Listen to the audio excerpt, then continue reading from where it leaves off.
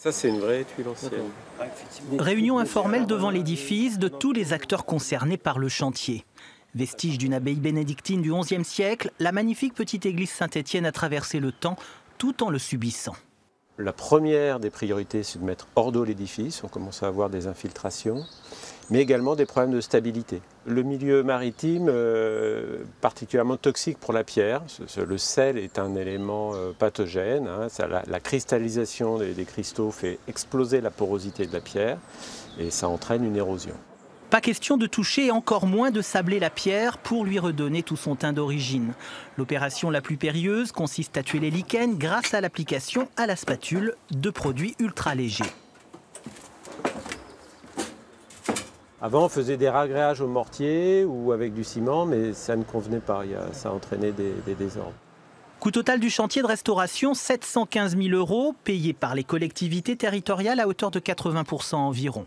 Et pour solder la facture, la commune fait appel à la souscription publique et mécénat d'entreprise, en passant par la Fondation du patrimoine.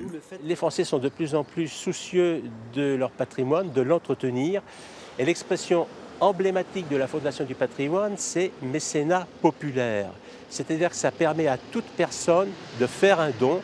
Quelle que soit l'importance de ce don, ces dons ont toujours la même valeur pour la commune, c'est-à-dire c'est un encouragement. Le premier encouragement dans ce projet est venu de Rémi Gaudin, imprimeur à la Tremblade. Sa participation, 415 €.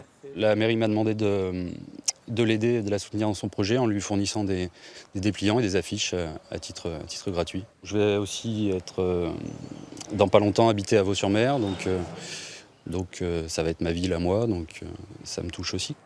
Faut-il rappeler que tous les dons versés pour la rénovation du patrimoine sont déductibles des impôts? Ici à Vaux-sur-Mer, la souscription vient juste d'être lancée pour que l'église Saint-Étienne demeure le lieu emblématique de la commune. Tous ici comptent bien sur la générosité de chacun.